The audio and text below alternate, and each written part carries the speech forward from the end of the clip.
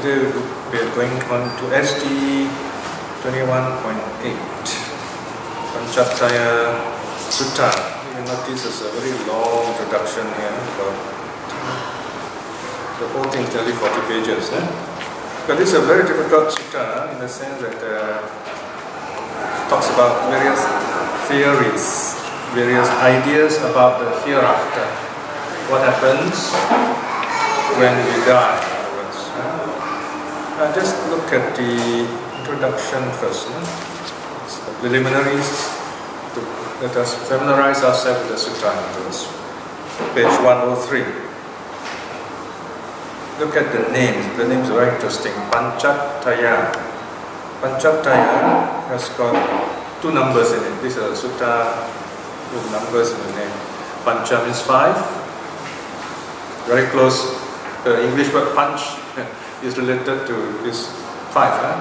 Because punch, you have to put your close, you have to clench your fist. All the 5 fingers are closed. Taya is 3. Okay. Sometimes you have the word Ratanataya. Ratanataya means 3 jewels. Okay. Or you can also say Ti Ratana. Okay. You can put the 3 in front, or at the back becomes Taya. So here we can translate the title as the 5 and the 3. Okay. 5 wrong views and the 3 key points. They are listed for you on the board here. It's also found in the book. This sutta is difficult also in the sense probably there is some problem in the transmission. It is philosophically a very difficult sutta, so maybe somewhere some line got missing or something during some difficult times. But the ideas are still there. The ideas are clear because we have the Brahmajala Sutta. This sutta is like an excerpt or summary of the very long Brahmajala Sutta, which gives us the 62 bases for wrong views. So that's one sutta again, which is not easy to follow. You must really be patient and have some really good background on Buddhism to understand that sutra. So I still have not found the occasion to teach Brahmajala Sutta also. It's a very long sutta, it's one volume by itself. From the Digha Nikaya. Well, of course, some people they have this penchant for this philosophy, and the sutta is very interesting. Okay?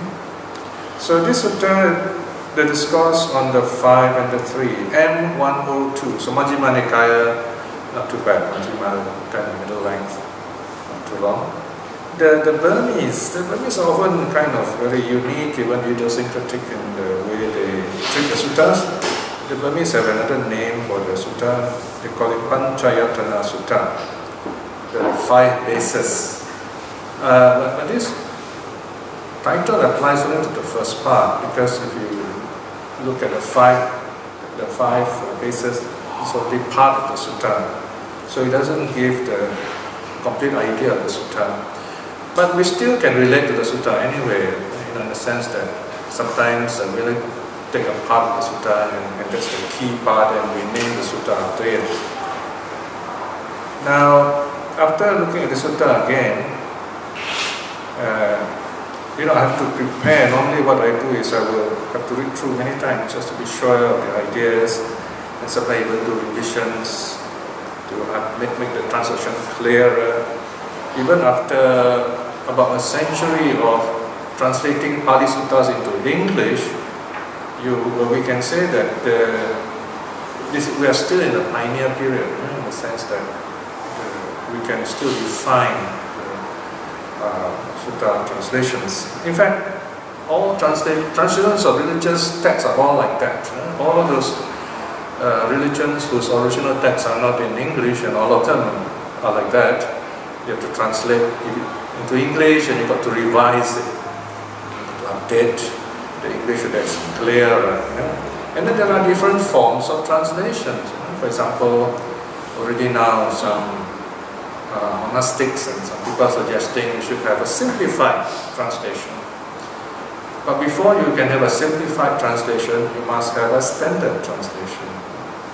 to be honest with you, it's more difficult to translate a simplified version than a normal version, if you know what I mean. I mean, in order to simplify something, you must really know what it is about. See? So it is not simple in that sense. But it's possible, of course. So, like for example, some of the suttas, we can, now that we have the English and we understand very clearly, we can simplify it. And also, I treat these suttas like music. I often mention this. Even musicians, composers, rather conductors, they have to study the score, and they have to have this idea in their mind, score, and they have the score in front of them. They have to know the mood of the score, the key places. They must know how to highlight all the important points like that. So a drama teacher essentially is like a conductor of musical drama, if you like. Right? So we have to prepare it well. Sometimes the conductor may rearrange the score. You hear the same sound, just that the music is written in such a way it's easier for the player to play. Right? So, well, these are very technical things. I know nothing more beyond that sort of comparison, but that's close enough. So, I was telling you about the theme, right? So here, originally I put the theme as speculations about the past and the future and Nirvana. All these are there, of course. But after looking at all the key terms, the sutta actually is about the afterlife, the hereafter, if you like. Hereafter or afterlife. In other words, what happens in the afterlife, basically? Is there a soul that goes after life? Is there a self that survives? We can also talk about survival. You can say speculation about survival and the afterlife and Nirvana. Alright, maybe that might be even more, what should I say, inclusive, tells us more descriptive. Survival means, do we continue to live after this life? In Buddhism we say yes, we have rebirth, okay? That is survival, okay? However, here, these are non-Buddhist beliefs, okay? So to them, what is it that survives? So the idea is that there must be something intact, something permanent, a kind of self or soul. That's what Buddhism disagrees with. Okay? There's this famous sutta where Sati gives a wrong idea. It tells the Buddha that it is the same self that is reborn. The Buddha says, no, it doesn't teach it that way. He says, even the self is conditioned, so we cannot say it's the same or not the same. Here the Buddha is trying to be very careful so that we don't look at the self as something permanent. That's why this language sounds a bit awkward. Our self is neither the same nor different, in other words. Very simple to explain. You look at a photograph of yourself when you're young, it looks different, and then now you look more mature. You look at your friend will say, hey, you look different, that can't be you. But you say, no, it's me. So, in matter of time you're different, even physically you're different, but what unites you with the old photograph is continuity of consciousness, your memory of your past. Right? So, in other words, the sense of identity. Right? That's as far as Buddhism will go with the sense of identity. Yeah? Identity with inverted commas. The same yet not the same. Okay? Again, this awkward language is to remind us that it is not something fixed. The self is not something fixed or permanent. And this idea is very important in Buddhism because it means that everyone has a chance to awaken. Even the worst person, like Angulimala, became an arhat. Devadatta in the distant future also will. Devadatta was portrayed as someone who was really against the Buddha, even tried to kill him. But later on, because of he has done some good in the past, so he will become a Pachika Buddha in the future. Right? Again here, we should be careful not to say, oh, you know, we have the Buddha seed, so we spend our time when we get enlightened, as if we don't have to do anything about it. Of course, there is a possibility. It's just like you have oil here, you have fire there, right? You say the oil will burn. But as long as oil and fire are kept apart, it will never burn, and you can keep that for eternity, so to speak, right? So you have to make the effort, right? Then again, you have a problem where we have a situation where someone may say, "Oh, you're already enlightened." You know? Some teachers, when Buddhism became more philosophical, they might say things like, "Oh, there's no difference between awakening and non-awakening, between enlightenment and non-enlightenment."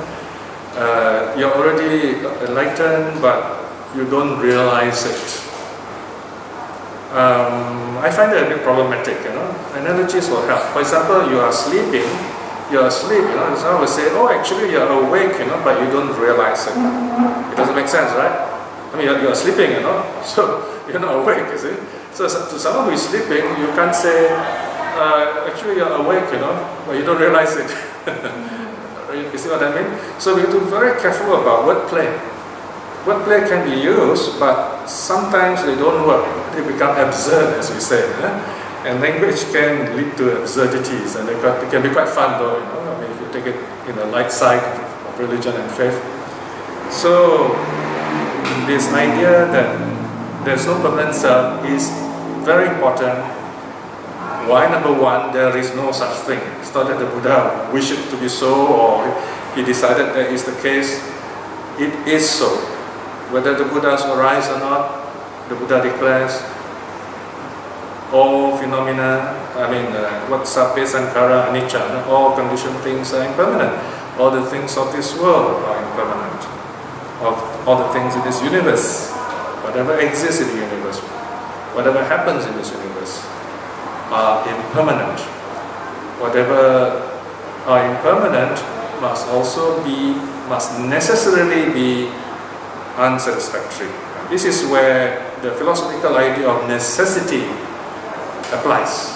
Okay, the God believers try to use this idea. They say, "Oh, God is a necessary being," because if you don't have a God idea, then how do you explain the universe and so on? That's not valid. Okay? Then the third one is a problem. The third truth: sabbe dhamma anatta. Not sankhara, but dhamma. Dhamma here has got many meanings. So dhamma here is, you know, this is something I already learned recently. You know, recently meaning within the last 5-10 years. And Achan Sujato wrote a very interesting article. Other people have also written about this, but I came across this article.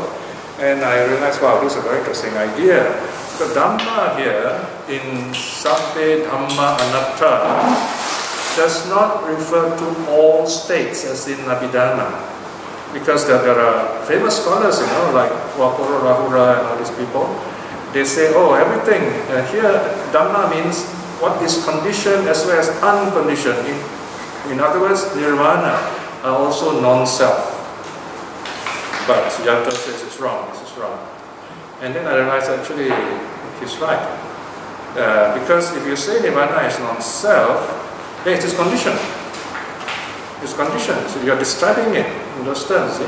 So, if you look in the suttas, the Buddha actually does not predicate Nirvana, meaning he does not give qualities to Nirvana except by way of analogies and figurative speech. You know what I mean? Nirvana is like a cave, Nirvana is like an island, you know, that kind of language. So in other words, you cannot really describe Nirvana because even to say it exists, it's wrong. It doesn't exist, also not wrong. I mean, you can't say that, right? You cannot describe it. It's like fire has gone out, there's nothing to talk about it anymore. Fire has gone out, finished, nothing to talk about, right? So, this is where Dhamma means the principles underlying all the things we see around us, the laws that govern all these things that's going on, one way of talking. Those things are non-self. In other words, how things operate. They operate in a non-self. When things happen, they happen in a non-self way. Right? It's not something easy to understand, yes, because the last characteristic, the third characteristic, is a very deep one. Okay? The most important thing for us is to understand the first characteristic. That's the key one. That's the snake's head. You catch that snake's head, you hold the snake's head. So, and this is amazing, because if you just focus on impermanence, you find in the suttas, this theme keeps repeating. You reflect on impermanence, you will gain string winning in this life. So this is something you can choose for yourself. Something which is very practical, very direct, very happy. So that's a bit of introduction. Now let's go straight into the sutta. The translation starts at what page is it? So please read the introduction by yourself if you like. Lots of technical details. 132. Okay. Very long introduction. Okay. About how many pages? 40 pages of introduction, is it? And then the sutta is only like 8 pages. When I first looked at the sutta, I said, I think I'm going to skip this one for the Sunday class because it's really profound. Then when I read through it, I said, okay, not too bad, Because if I don't teach this, I know I quit or complain. Hey, how come you don't teach this sutta? I can hear her voice. Okay. All right. And 102. The discourse on the 5 and the 3. Okay, the 5 and the 3 are on board. Okay, for those that just come in. Thus have I heard. At one time, the Blessed One was staying in Anantapindika's park in Jeta's grove near Savatthi. Then the Blessed One addressed the monks thus: Bhikshus, Bhante. Here the sutta used the word Padante. It's the same meaning. The monks replied to the Blessed One in essence. The Blessed One said this. Yes? So once you see this cue, the teaching begins. Here's an unprompted teaching. The Buddha decides, okay, this one we will talk about. There are bhikshus, some recluses and brahmins, who think about the future. Okay, here, the normal word for future actually is anagata.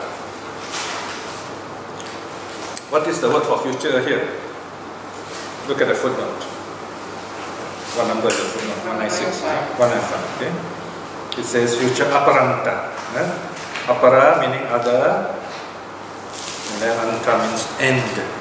So here you can put a square bracket. It means alternate translation as the hereafter. Okay. It's page 132. 132. The hereafter. So this is a very interesting topic. To a lot of people, even in philosophy class. So you can translate as the future and the hereafter also can. Either future or hereafter. Devoted to views regarding the future or the hereafter, who claim or declare numerous theories or dogmas concerning the future or the hereafter.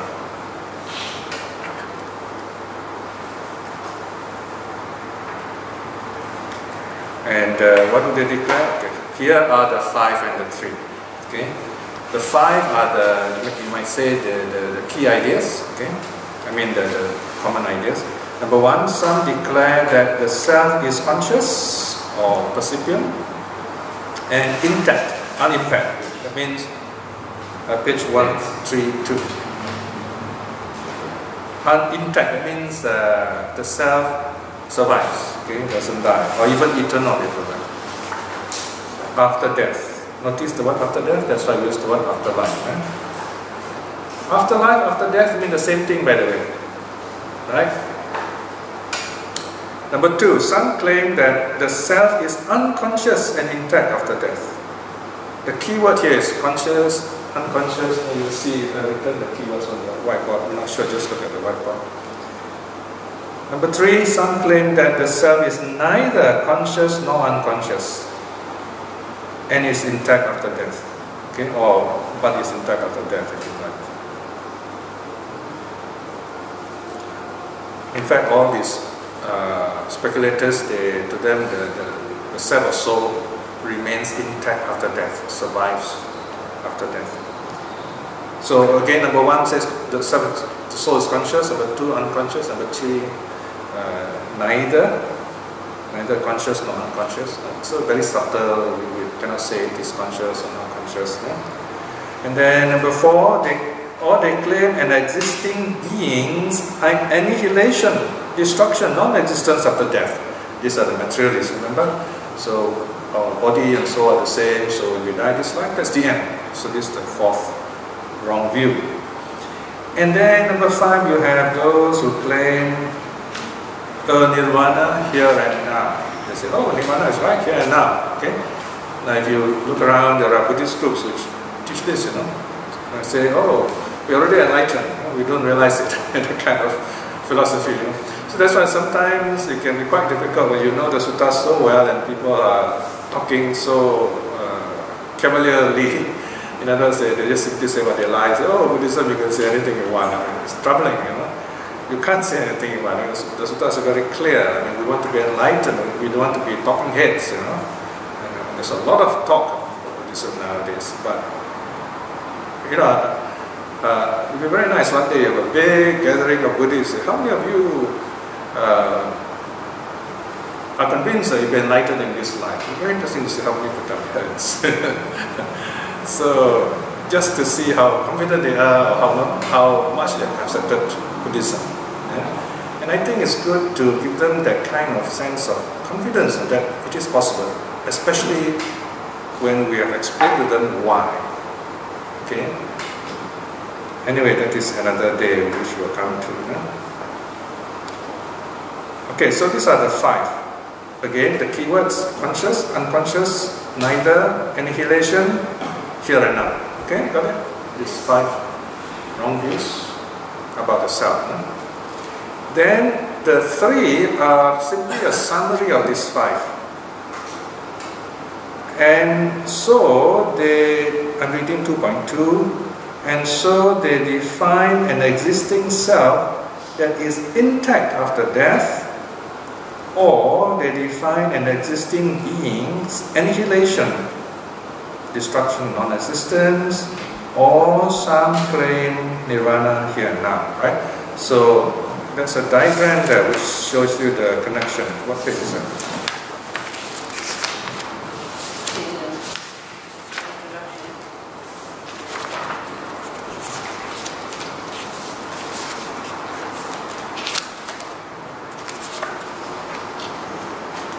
Ah, 104.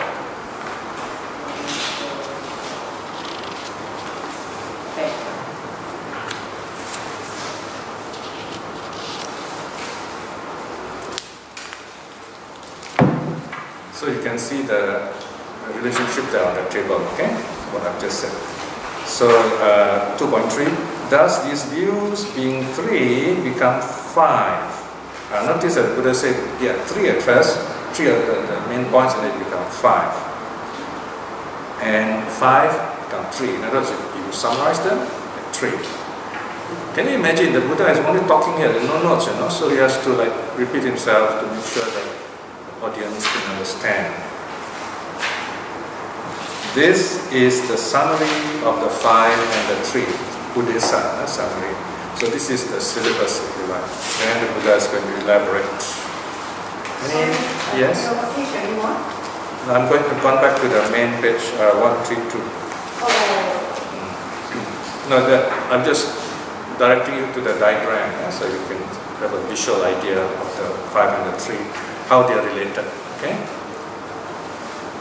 Because the first three views, they all talk about the surviving self or intact self, if you like, unimpaired self after death. Okay, now comes the tricky part. Okay, this is where because everything is listed in full, so it's like listening to a baroque music. You hear so many instruments playing, but you hear the key instrument. All right, so what I've done, I've used some kind of convention here. Whenever you see italicized paragraph, that means they were repeated earlier. Okay, that's the general principle. Let's look at, yes? Sorry, I'm quite confused. The first 5 claims that there is, 1, 2, 3 claims that after death there is a self, right? Whether it's conscious or they all claim there is a self. All 6, yes. And not only there is a self, they are intact. In other words, all these selves, they survive death, especially the first 3. Okay. Only number 4 says annihilation. Right. Okay, so that means everything dies. They do believe there's a self, but it's destroyed when the person dies. Okay, this is the common idea among the materialist. Okay, so apart from that, apart from the Nirvana, the rest declare that there is a self after death. Is that right? Yeah. In a sense, those who declare Nirvana here and now also believe there's a self, and they say this is a self that is Nirvana. You see? These are all wrong views. Yeah? Okay? Alright, let's go back. Let's go on to section 3. Point number 4, it also refers to when the person passed away, he attends Nirvana here and there. Because you say you're talking about afterlife. No. Number 4 simply. Number 5, I'm talking about. 5 is the wrong view that Nirvana is here and now. But I think these people, they also believe there's a soul. I say Nirvana is here and now. It's not stated whether you believe in the soul or not. But here is simply Nirvana is here and now. And we're going to look at the idea later on in full. Alright? So we just look at all the stuff together first, and we'll look at it again. Okay, let's look at the first theory. Page 133. Yeah, page 133, section 3. You can see brackets 1, so this is the first idea. And I've written a bit of subheading there. Surviving soul that is conscious. So, make sure you understand this first passage and then the rest will follow. Here, bhikshus, these recluses and Brahmins define such a self or soul as being conscious and intact after death. That's, I've highlighted for you. After death, the self or the soul is conscious and intact, that means survives. Then you have 8 wood views. It's not just one view here, so it's a set of views. So some of them say this surviving self has form, right? That's the italicized one. You notice on the right hand side having form, right? Correct? Ours don't have italicized. Oh, okay. Just highlight the word form. No. Right? No, look at the next line. These good recluses and Brahmins define the conscious, intact, after death self as having form. You see that sentence? Yes. Okay. The keyword there is form. Okay. And next sentence repeat themselves. What's the keyword there? Formless. Formless. Right? So some say formless. Okay. And then third view, both form and formless. That is very subtle kind of form. And then number 4, they say neither. These are the irregulars. And they say, can't say like, could be this, could be that. And then become a bit more sophisticated, the meditators, they say unified consciousness. Okay, it's all the same consciousness. The Brahmins, they like to talk this way. They say there's some universal soul. And then the next one is diversified consciousness. It means that consciousness is like ours now, diversified, different. And then limited consciousness, that's just the keyword, notice limited, underline the keywords if you like. That's a 7th view. And then the 8th one is boundless consciousness. So these are all possible wrong views. We don't accept this in themselves, alright? Then number 9, okay, there's a 9th view here. So goes into a bit more detail. Some amongst them who have gone beyond these claim to have attained some kind of consciousness kasina that is boundless and imperturbable. This one is an explanation. Now, I will explain this. Okay? So kasina is a kind of meditation where you go on watching a certain object over and over. Okay? That's the general meaning of kasina. It's not necessarily just a Buddhist meditation. Other groups or individuals might do it by themselves without knowing the term. They just, for example, they keep on staring at that color, or maybe they look at yellow flower, they go on reflecting on it, or maybe a candle flame, whatever. Okay. So in other words, as long as you use an external device, it's called kasina. Yeah? For example, meditation on water. You know those stories you see, the kung fu movies where people can walk on water, and hence they've been meditating on earth kasina. So their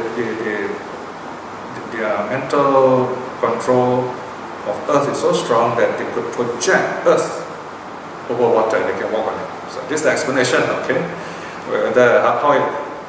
The details of it I wouldn't know, right? And then those who can walk through walls and mountains like monkey, right? Monkey is a good example of all these powers. They know the air kasina, wind kasina. So in other words, they determine wind and then they just move through it. The closest realistic example of today are those martial artists, those people who break bricks and stuff. I mean, assuming they do the real thing, is where they are able to direct all their energy to the side of their palm, basically, and it's the energy that they must do everything in synchrony, and then the energy goes into the brick and breaks it. It's not the hand that breaks the brick, it's the mind that breaks the brick. Okay? Someone said something very interesting. The mind is sharper than any knife, the mind is harder than any metal, or any matter you can imagine on earth. I mean, meaning the mind is very powerful, in a sense. So, is it clear enough so far? Okay. So, this person goes into deep meditation using consciousness kasina, which is very subtle. Okay. And then say, oh, this must be the self, right? So, this is, again, if that's enough, we don't accept that. Or, next, number 9. So you notice when they go into this kind of meditation, they can all have all these views again. You can say, okay, this self has a form, no form, and so on. So there are many possible views. Okay? So you can have a taste now. The Brahmajala Sutta is even more complicated than this. Right? Now you look at 4.2. 4.2 also is this meditator goes into very deep meditation. In this case, he goes to the level of formless meditation. Number 3, the sphere of nothingness. When his mind is very deep in meditation, and the object of the meditation is there's nothing.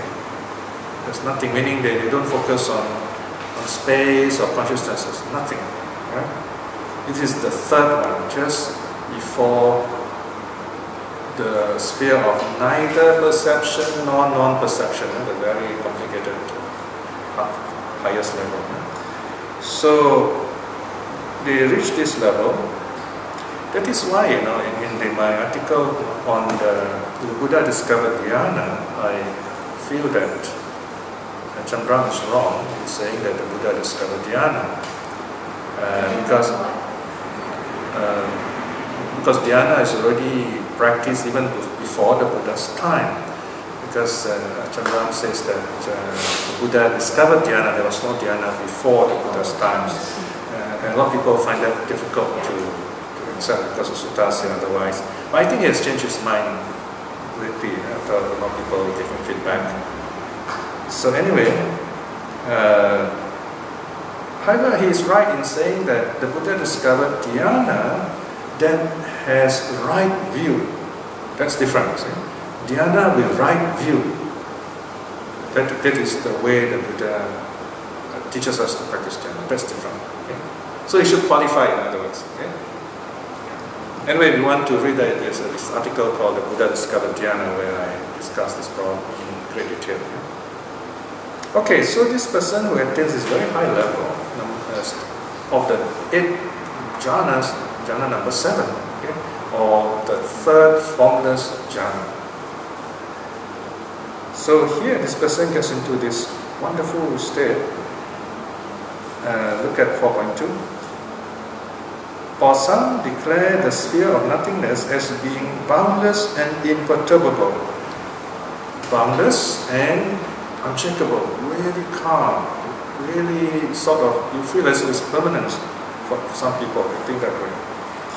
Where there is nothing whatsoever of form consciousness, or of formless consciousness, or of unified consciousness, or diverse consciousness. Because it's nothingness, alright? And they declare this is supreme, this is the supreme peak of perfectly pure consciousness. Right? But remember who did this? Who was the one who discovered this? Alara Kalama, isn't it? One of the two teachers, you know. Then the Buddha went to the next teacher, the second teacher. So, and this, Alara Kalama was the one who taught the Buddha neither perception nor non-perception, if you remember. Okay, so Buddha's son taught the Tapasa Siddhartha this level of nothingness. Yeah?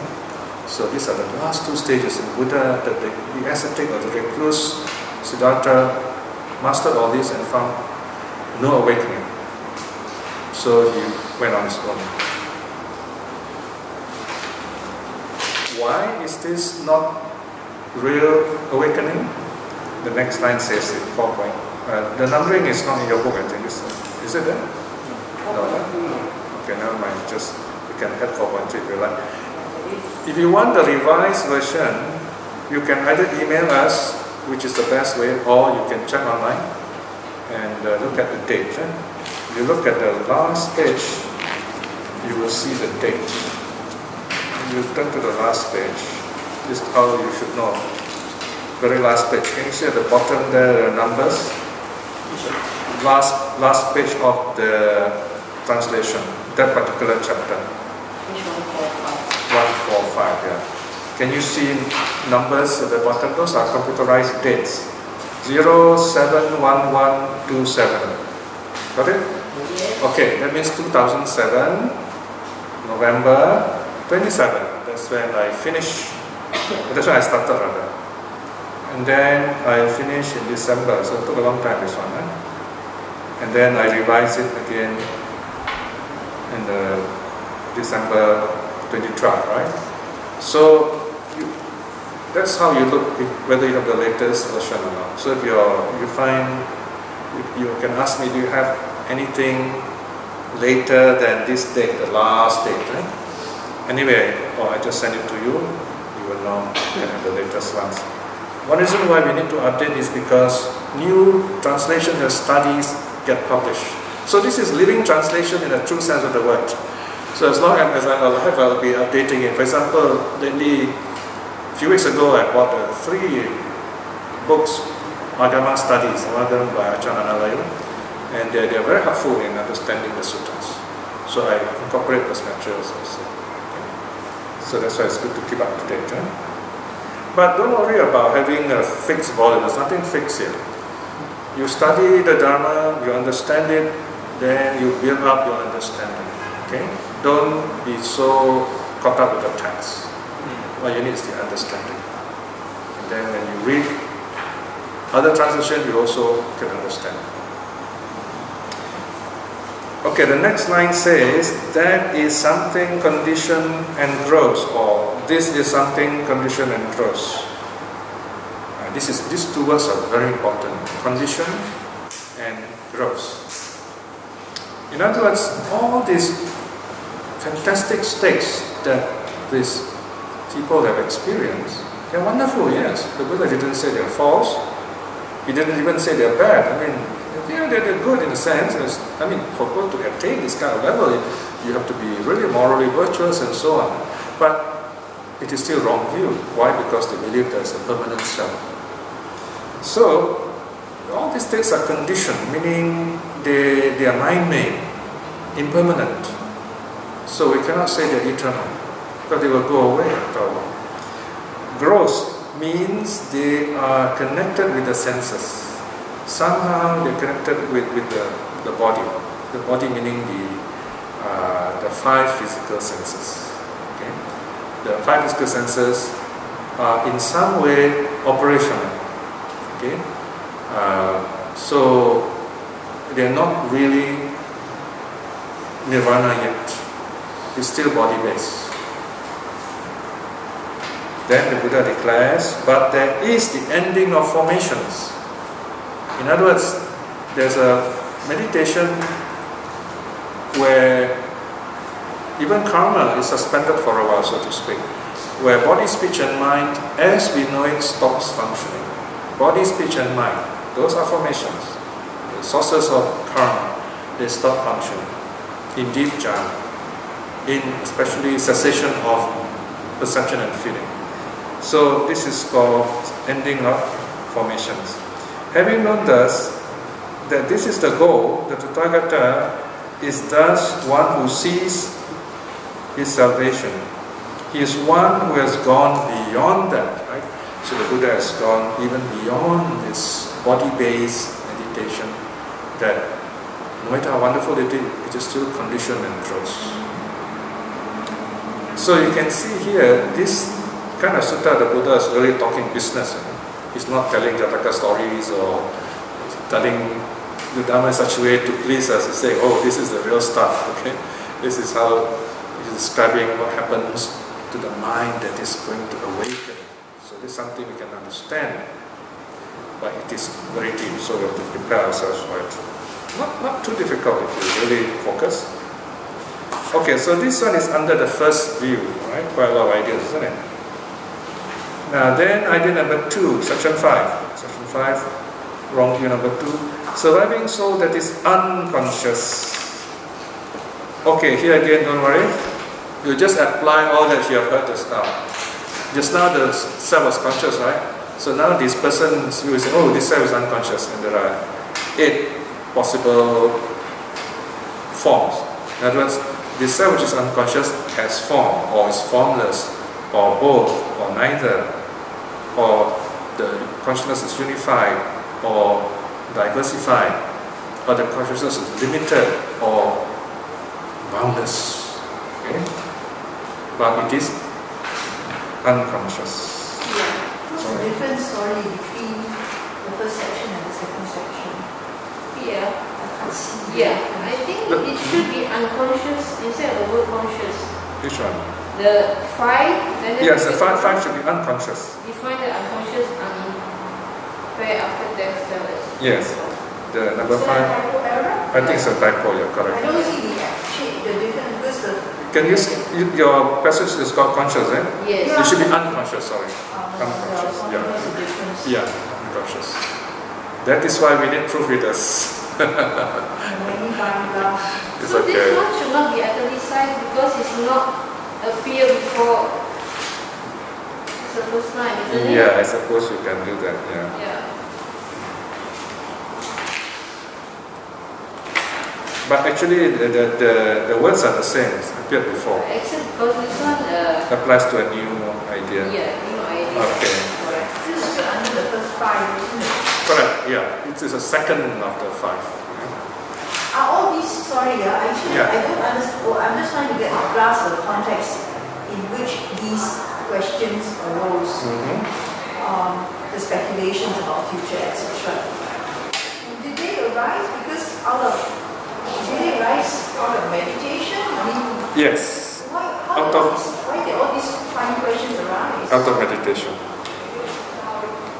Later on, there will be some explanation. Here, these 2, some people have gone, in the Buddha's time, they go into deep meditation, they say, oh, this is the one, this is the self, this is awakening.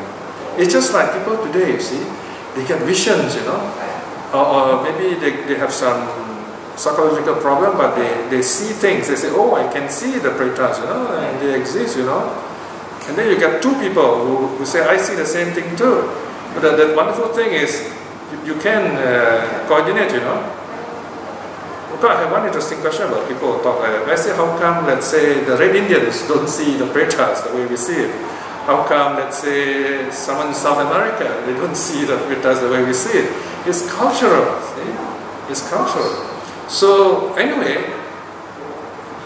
once you see people talking like that, you tend to be quite excited and you're going to say, wow, it must be true, you know, especially when so many people believe it. And then slowly it builds up and a whole group, a whole race we live in it.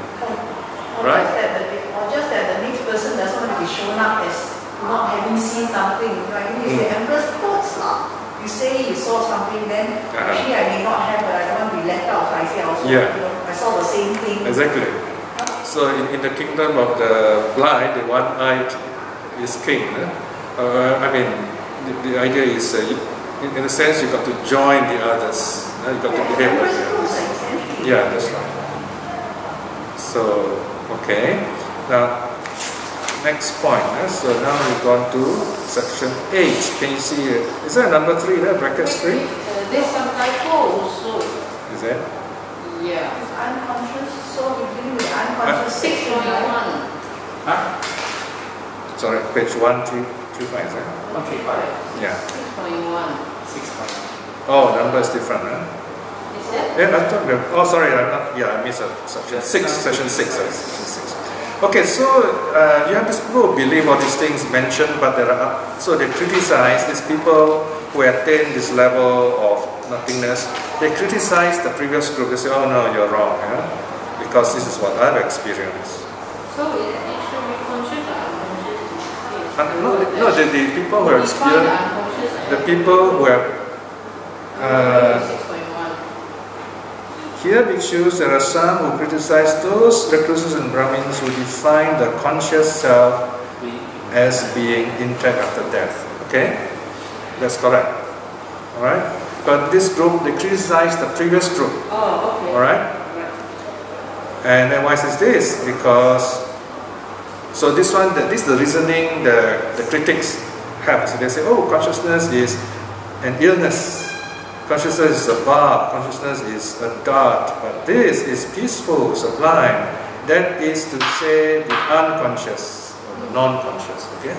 So, because they say, oh, consciousness is still not perfect, okay? So they say their level is even better. So this is their argument. This is their own views, correct? So then the ideas are repeated, okay? Then the Buddha continues. Next, wrong view, section 8. Surviving soul as being neither conscious nor unconscious. Got it? This is number 8. Section 8, rather. This is the third of the 5 views. Here, bhikshus, there are these recluses and Brahmins who define the unimpaired or intact after death self or soul that is neither conscious nor unconscious. So this group of people or this individual goes deeper into meditation, reaches the 4th formless level. Can you remember that? The 4th formless, neither perception nor non-perception. Okay? That's the highest you could go in the Buddha's time. The Buddha also reached that level. So they claim, oh, this state is a real one. The previous are all false. So they criticize the previous ones.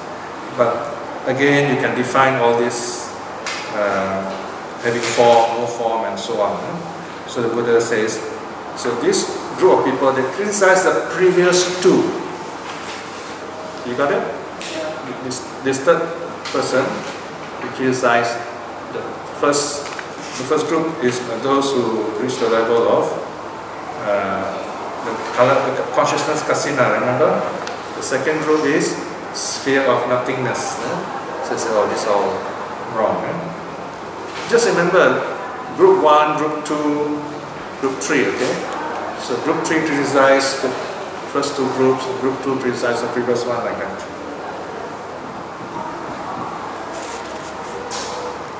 Now, so why is this third group also wrong? Look at 10.2.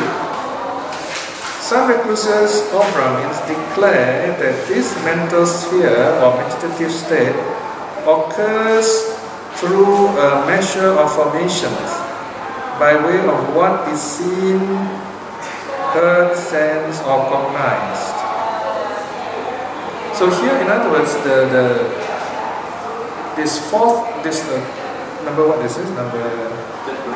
third group, they say, oh, all these people, they have, whatever they are meditating, the mind is still working.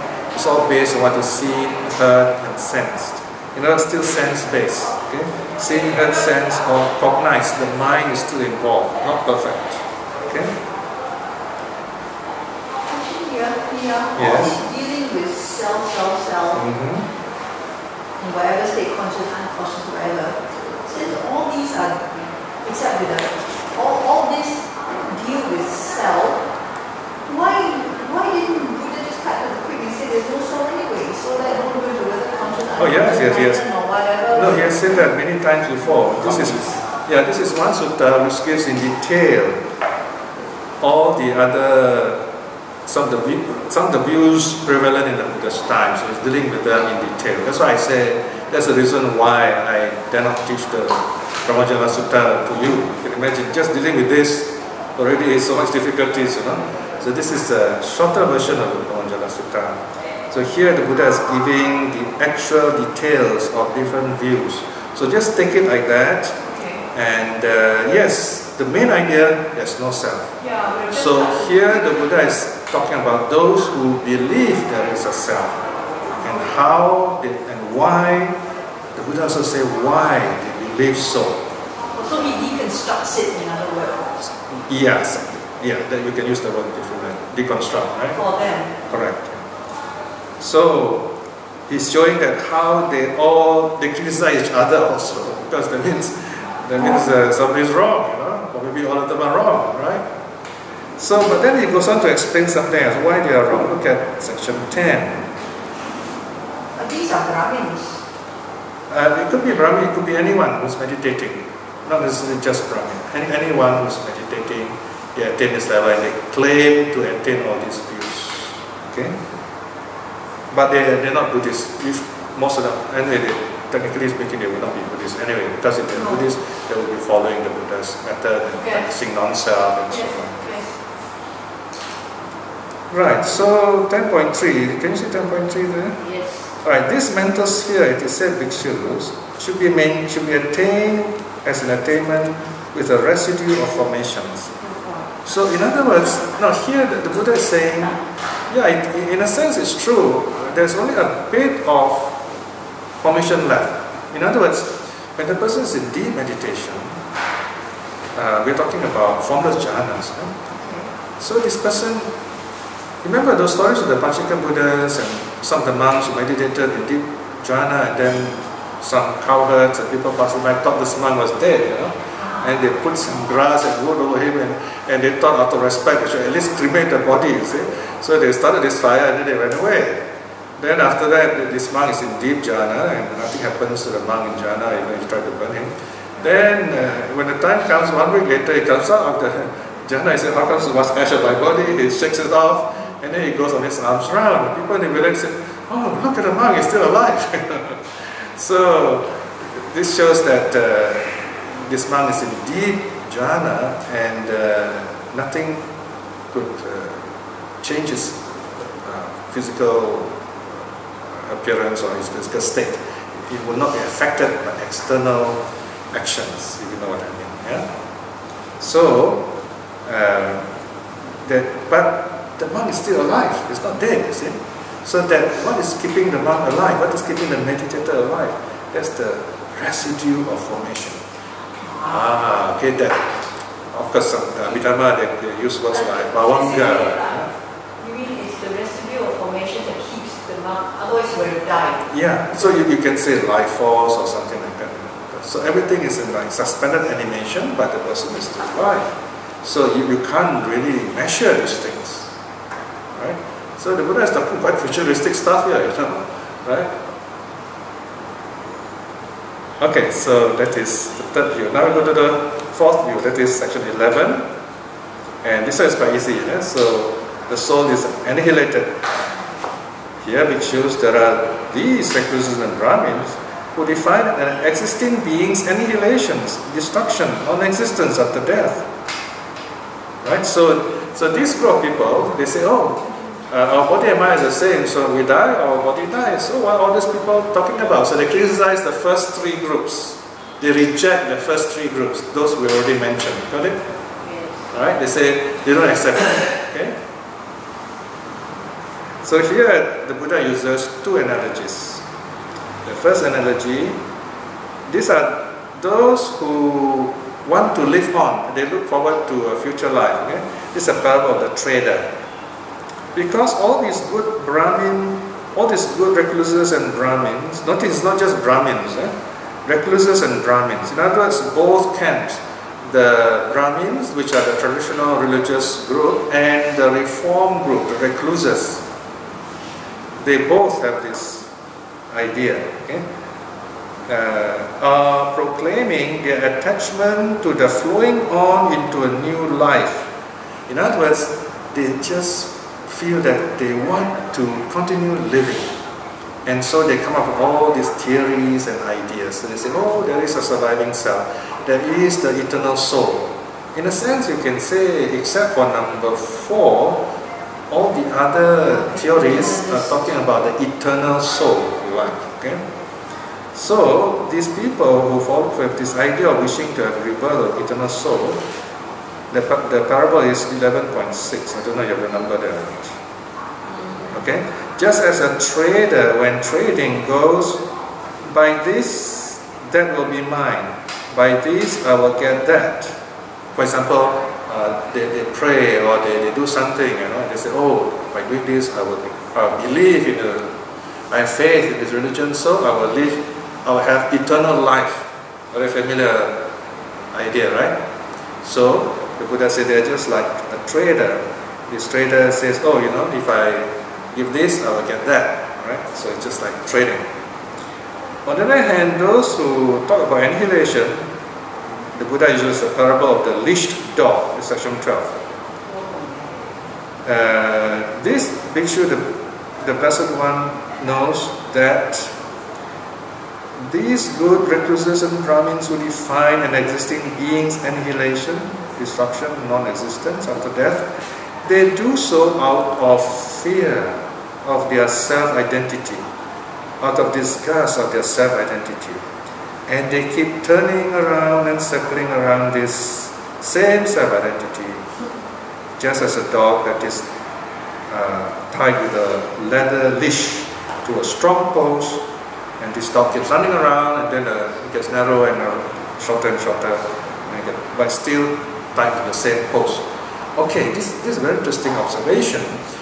Those materialists who say this is our only life, body, soul are the same, so when body die, I also die. Actually, they do not like themselves. They do not like the idea of self, their own self, the way they see it.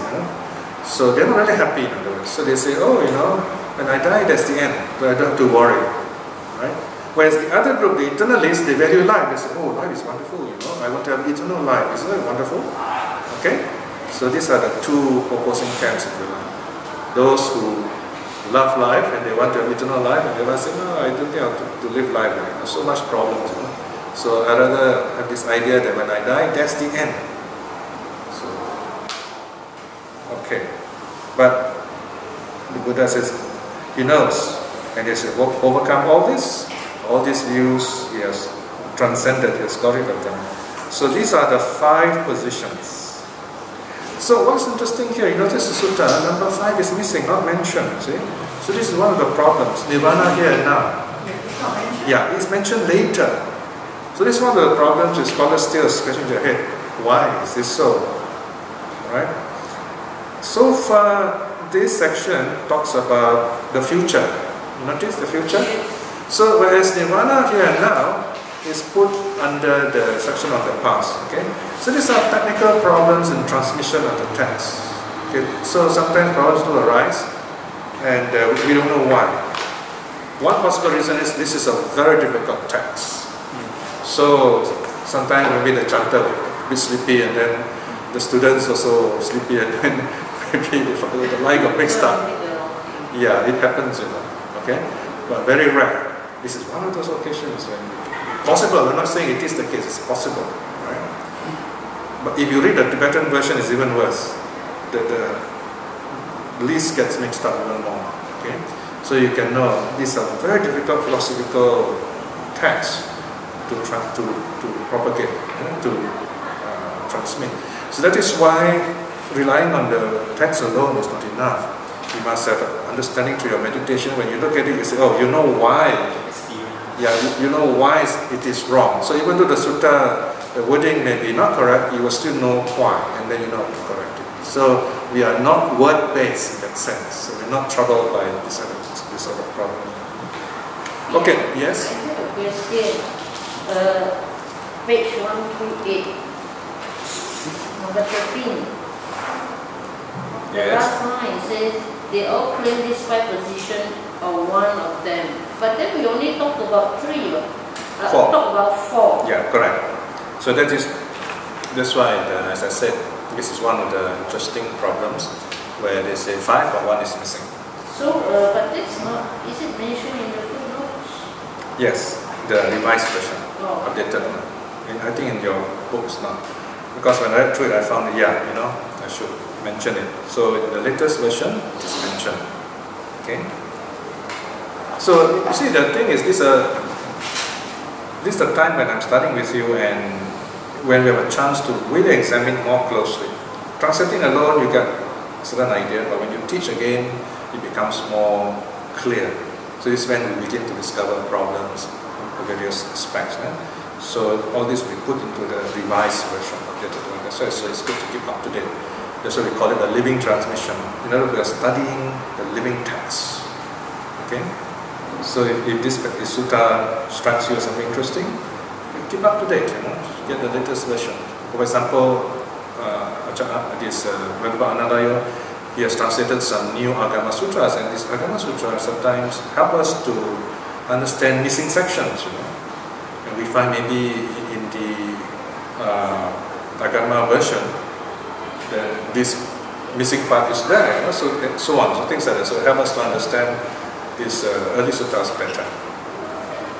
These are the meditation will come up with. Yeah, when the first 3, when they meditated, they have all these ideas.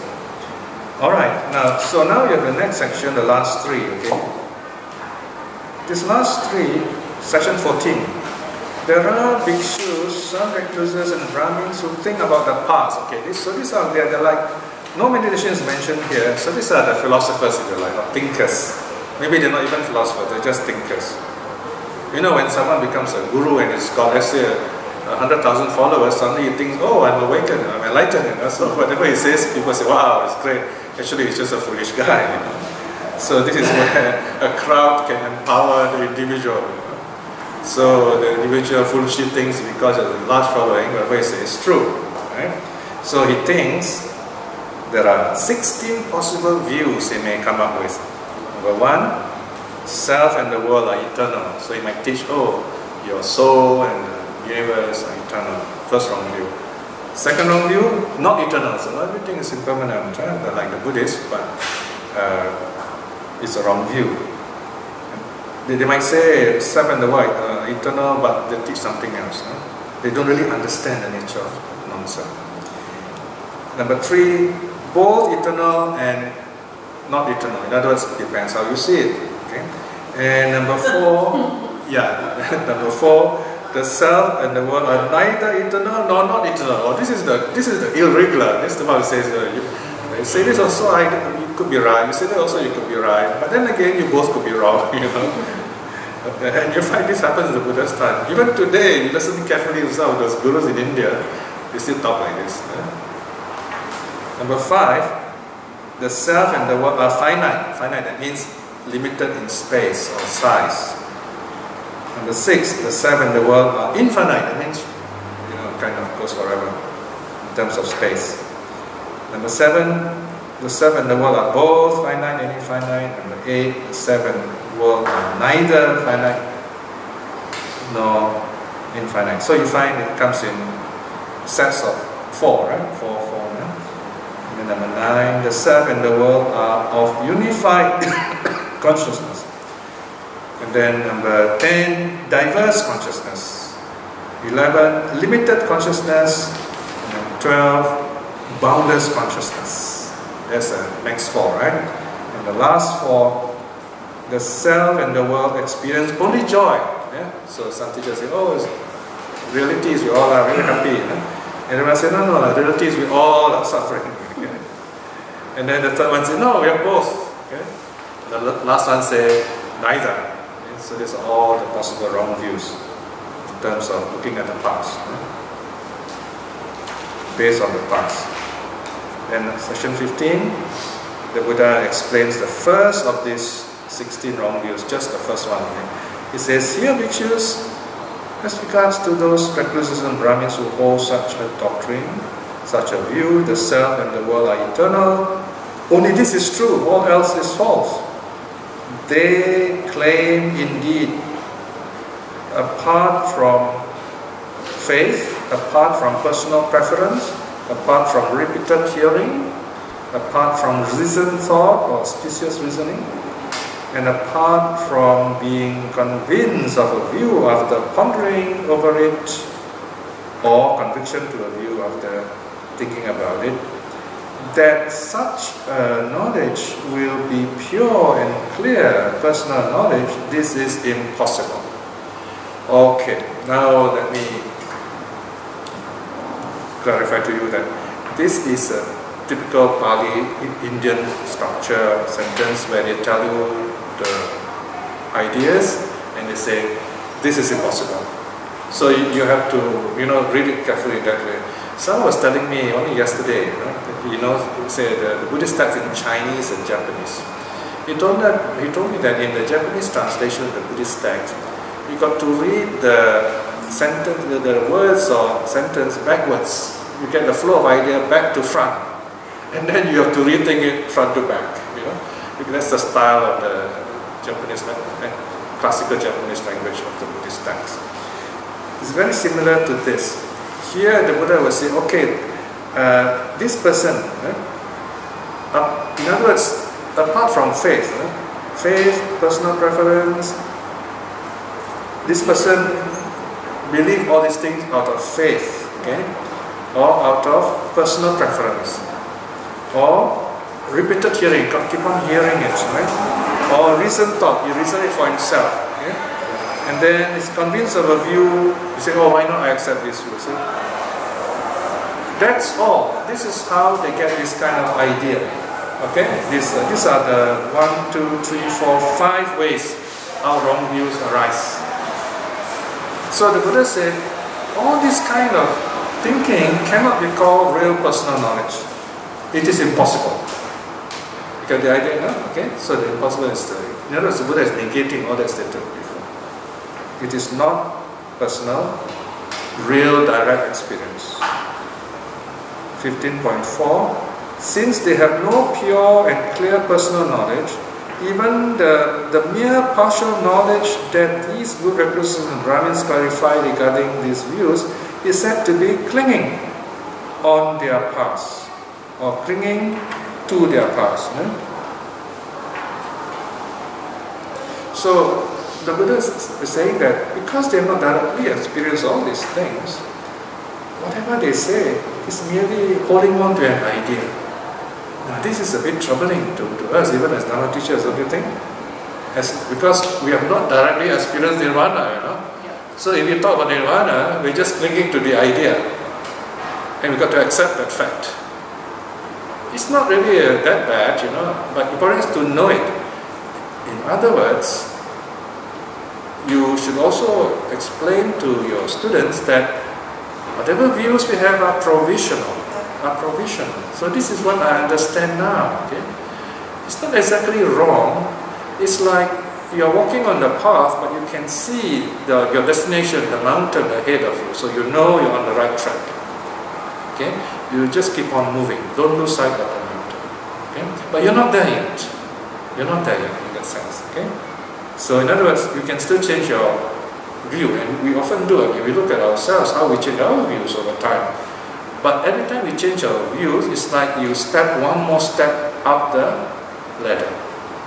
Okay, so that's the meaning. We let go of views. And the family, no more views. A view is only one look, one aspect, one angle of the whole mountain, you see. Once you know the whole mountain, it's no more a view. Right? And you can't describe it's a view anymore, because you know the whole mountain in your mind. Okay? And then Okay, thank goodness the Buddha didn't go into all the other 15 remaining ones because they're all the same, okay? You apply this first template to all the other 15 views. So these are the possible wrong views that can arise for those who don't know, understand, or accept the nature of oneself. Now the last one. Okay, we're coming near the end already. Those who claim Nirvana to be here and now. Brackets 5. Section 17. Can you see? 17. So here, how come these people they claim Nirvana to be here and now? Okay, the first group, section 17, they fail to understand really what are the first two jhanas. Okay, they do get into jhanas. Here again, you see, the sutta is very important. It shows that non-Buddhists do get into jhanas. But they still have not got rid of the essential sensuality. In other words, they still, although they can temporarily overcome idea of sensuality, but it's still in the back of their mind. Okay, not totally uprooted yet. So only a temporary experience of jhana. So they attain first jhana, zest arises in them. Zest, this joyful interest. This is the first of what they call the 5 jhana factors. So zest, born of mental solitude, arises in them. He thinks that. He said, wow, this is wonderful, this is peaceful, this is sublime. That is to say, zest, born of mental solitude. And I've attained and abided in it. Here, this is a very important passage because it's saying people do attain first jhana, but they think that this is Nirvana. Okay, so they need not be Buddhists, They could be other mystics, other religions. They say, oh, I've experienced God. There's an interesting case of St. John of the Cross, who talk about his experience, he calls his experience of God, but in the way he described it, if those who know jhana will say he has experienced some level of jhana. And many of these saints who live alone, the Christian saints, they experience jhana also. And they claim, oh, that is God, isn't it? So here you have the Buddha answering all those problems long before 2,500 years or 2,000 years before those things happened. So the Buddha is amazing. He almost, I wouldn't say almost, he actually predicted all these things, right? So then, okay, this is the clincher. Then the zest born of mental solitude ends for him. With the ending of zest born of mental solitude, grief, mental pain arises in him. When grief ends, the zest of mental solitude arises. So, he gets into meditation, jhana, this joy arises, zest arises, wow, this is God. And then suddenly it goes away, no more. Then they feel sad. So in absence of the joy, they feel sad. But remember, if you are a Buddhist meditator, you are told all these are impermanent. So when they arise, you say, oh good. When you come out of it, you say, they're impermanent. You don't feel sad about it. In fact, you continue to feel joyful, despite their absence. You get it? So this first group of non-Buddhists, they experience joy. Say, wow, joy, God is with me. And then joy goes away. Say, oh, God is no more with me. They feel sad. Right? So the Buddha said the Buddha uses a parable of light and shade. Bhikshus, just as when shade vanishes, sunlight pervades. And when sunlight vanishes, shade pervades. Even so, these people look at joy like that. This is a very important teaching on mystical Buddhist religion. A lot of these interreligious people, they don't seem to notice this passage, to explain how some of these religious experiences are misunderstood to be deep experiences, which are impermanent anyway. So when jhana arises, they feel good, when it disappears, they feel sad. This is the reason why some Abhidharma teachers warn their students not to do jhana. But then, it's not fully justified. I think the reason why they tell the students not to do jhana because it's difficult. And they themselves couldn't attain jhana. So they say, you don't try. Okay? And or maybe some of these students couldn't handle jhana, right? So this is where the teacher should wisely say, okay, this is what you should do, what you should not do. And remember, all these are mind-made, they are impermanent. Then you won't have this kind of ding-dong experience with zest or joy. Right? Okay, then the sutta goes on to the next jhana factor. Oh yes, before that, the Buddha continues, this zest which arises is also conditioned and gross. Remember what I've been telling you? It is mind-made, it is impermanent, in a sense it's still sense-based. So look at all this as impermanent, don't be attached to them, then you'll still be joyful even after the experience. Section 19. This time they go higher and they thought they attained third jhana, but they do not fully understand it. There is only happiness in this third state. So here there is this deep sense of happiness. Again, same. This happiness arises, they're very happy. When the happiness goes away, they feel sad. Okay, so there's an attachment to the happiness. So again, same teaching. The Buddha says it's like this parable of shade and light. And then comes the fourth jhana. In a sense, they do experience what the Buddhists experience. Fourth jhana is neutral state, right? A calm, neutral state. So here, when they experience this calm, neutral state, which is neither pleasant nor unpleasant, they say, oh, this is it. This is like what St. John of the Cross experienced. He felt that God has abandoned him.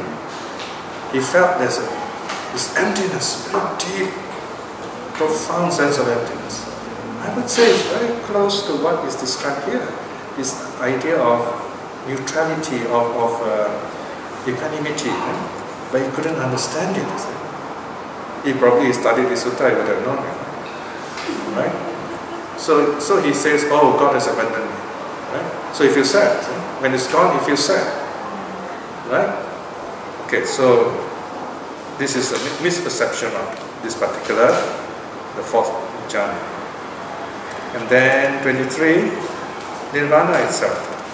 So here we have people, well, this could well refer to the Buddhists themselves,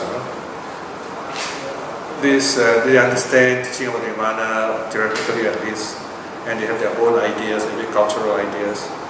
But their attachment to sexuality is still not overcome, not uprooted. They're still attached to the five senses, even ideas.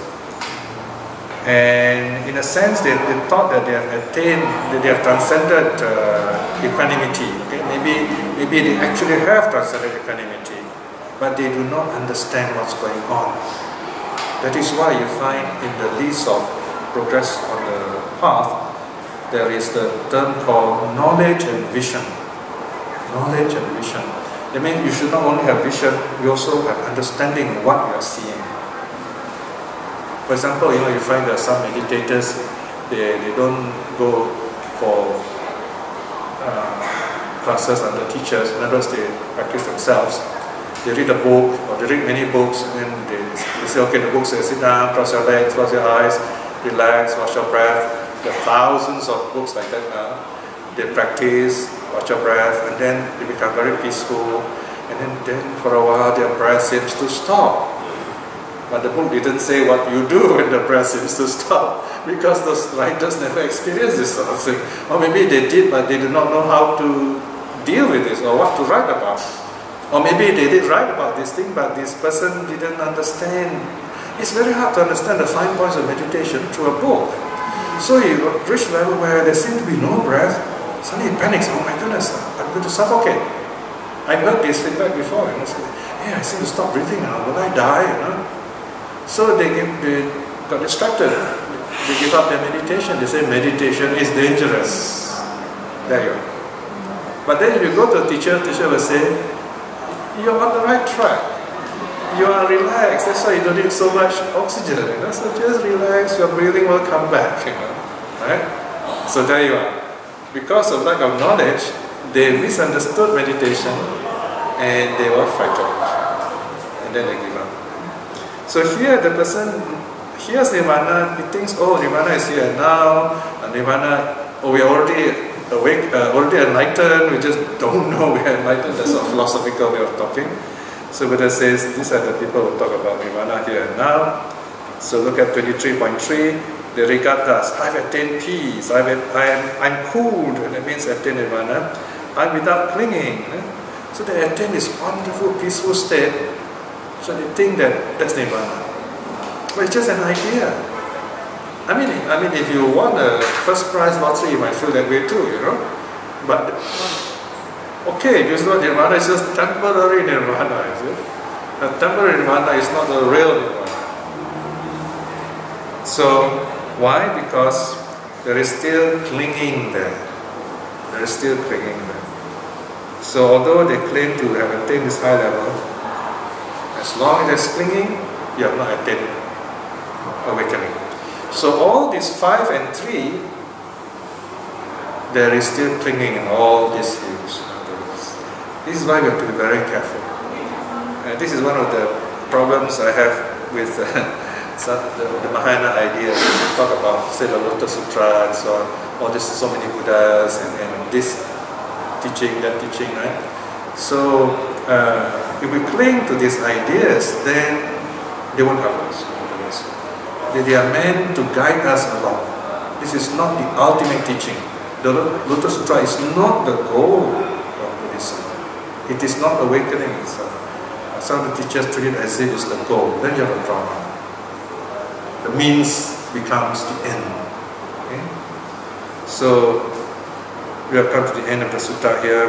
Section 25, the Buddha says, but bhikshus, this noble state of supreme peace has been awakened to or has been discovered by the Tathagata. That is to say, having understood as they really are, the arising, passing away, gratification, and escape regarding the 6 bases of contacts.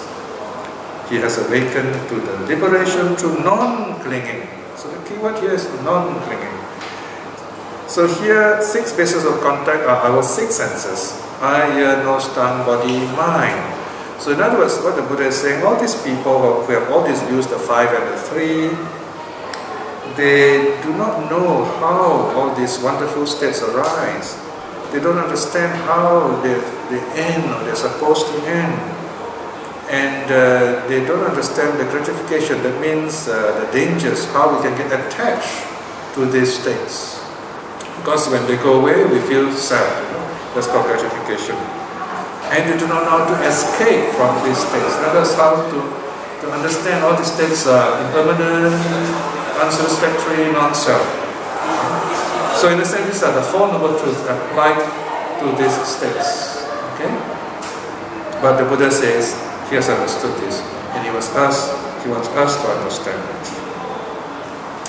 Okay, finally we have come to the end of the sutta. I'm relieved that you stayed on, you didn't run away, like in the chapter 2 of the Lotus Sutra.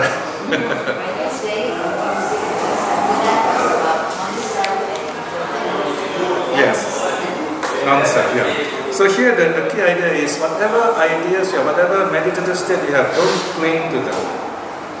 Understand them as impermanent. That's the meaning. So you do that yourself. Any other questions? Yes, I have a question. Yeah. Last section on 24. In this case, the Buddha did not say that when this state go away, there is suffering. Yeah, in this case, the people are convinced that all this is the right way. You see? But it doesn't mean they are right. They're just convinced that it's the right way. But in the case of the jhanas, earlier on, these people, they attain those levels, joyful states, peaceful states. But when the state went away, they felt bad. They said, oh, you know, God has abandoned me, for example. You see? So they think that they feel sad when it's gone, basically. But you know very well, when we meditate, following the Buddha's instructions, we get peaceful states. So no, you don't. But we can recall the peaceful state and we feel happy. So we don't feel sad because those states are gone. Because they're impermanent anyway. That's the meaning. Yeah? Yeah. Yes. the word soul appears in several places. My question is, the sutta in Pali, did it have this word soul in Pali? Yeah, atta. Or atman in the atman in Sanskrit. Soul is something that's not recognized in Buddhism. Okay, that is a very important question because in the West, this word is so important. Yeah. Okay, let me explain. Yeah, I've been thinking about this word also. Now, what the Buddha is saying here, he is specifically referring to the Brahminical idea of something, an essence, something unchanging. The Buddha says there's no such thing. Something fixed, unchanging, an entity, right?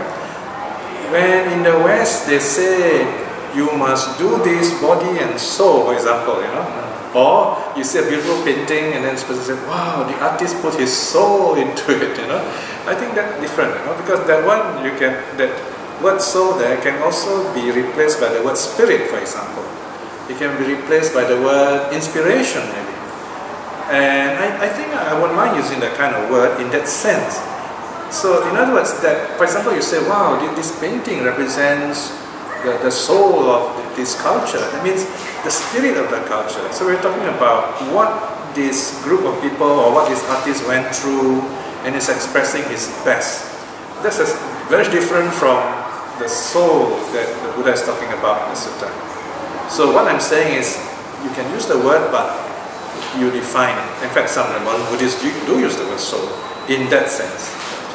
What some of the more serious Buddhist worry is that if you use the word, you might attract the wrong idea.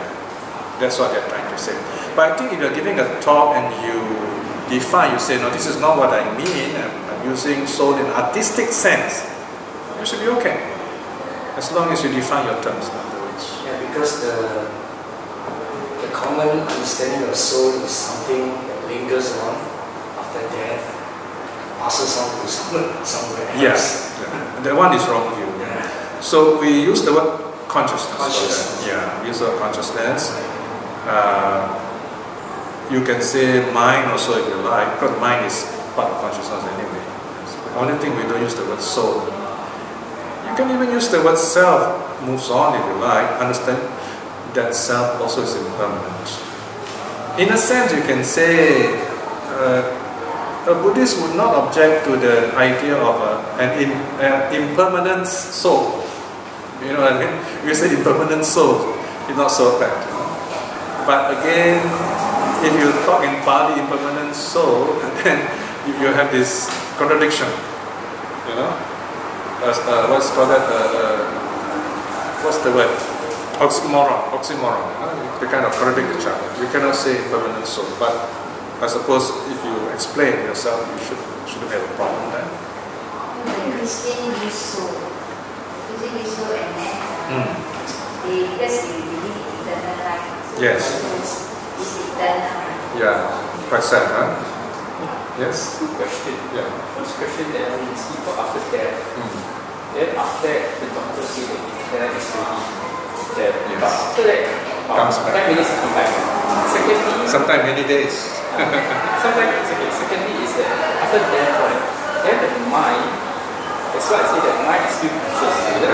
Then it will transfer to another place. Oh, okay, yeah. Yeah, I suppose. Very usual second comes to the other side. Yeah, it's possible. Okay, the first question means that the medical sciences or technology today still have not invented any instruments that can measure consciousness. Because in Buddhism, life force only one aspect.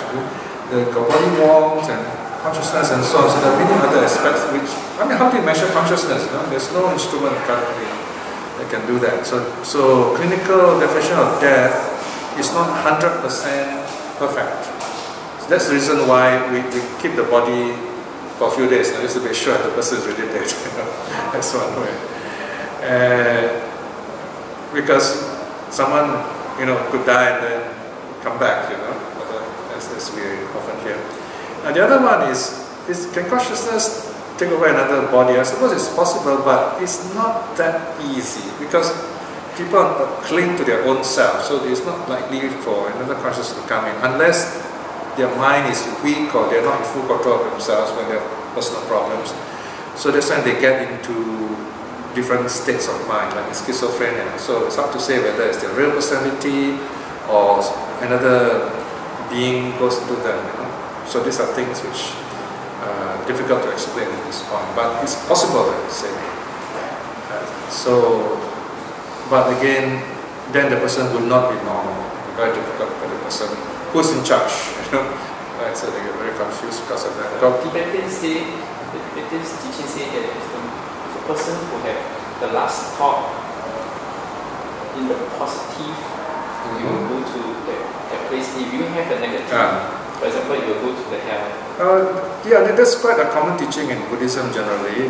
It's very important for us to maintain positive mind right to the end, because the positive mind will condition the next birth, the dying consciousness, the last consciousness, so to speak. Yeah, and this also operates in the same way with our perception of impermanence.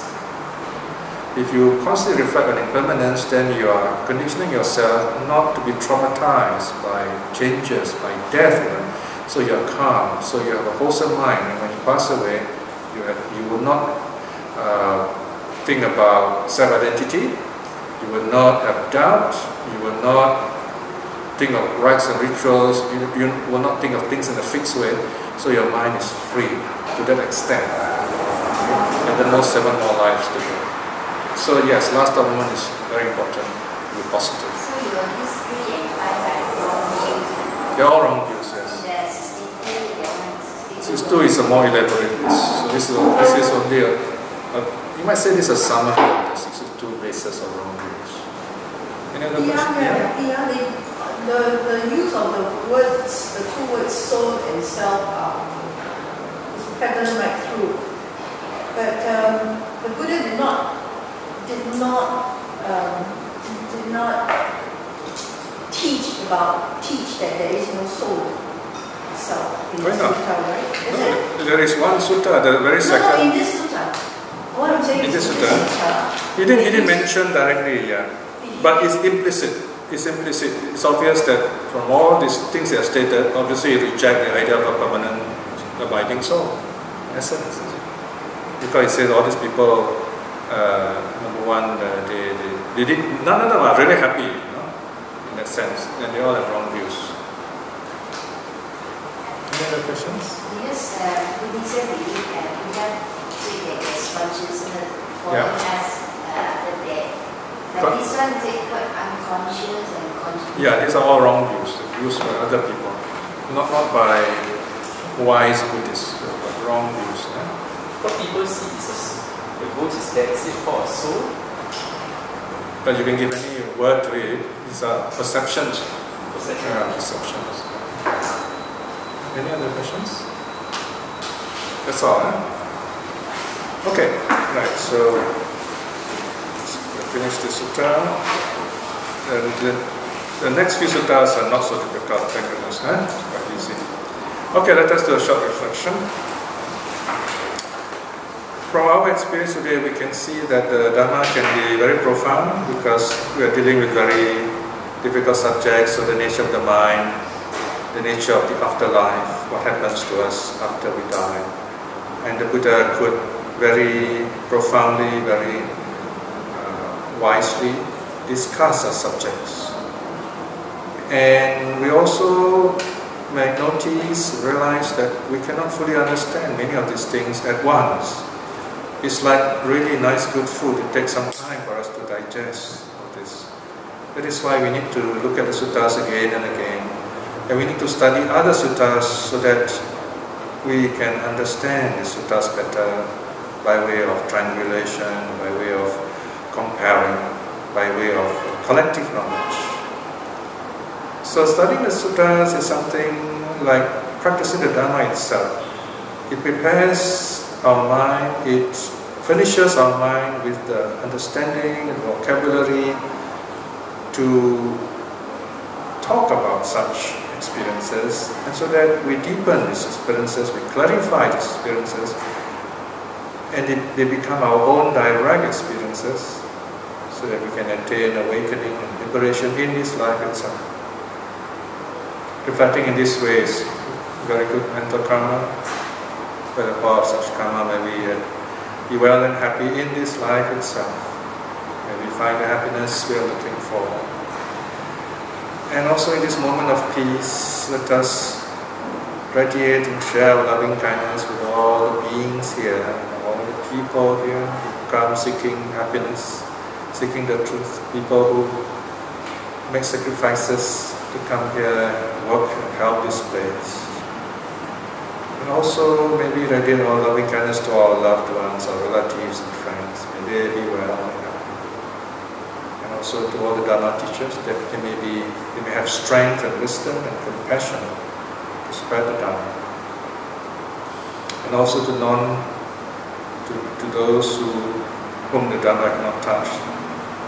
May they too see the Dharma and awaken to the joy and happiness of the Buddha's awakening. May all beings be well and happy. Sadhu, sadhu.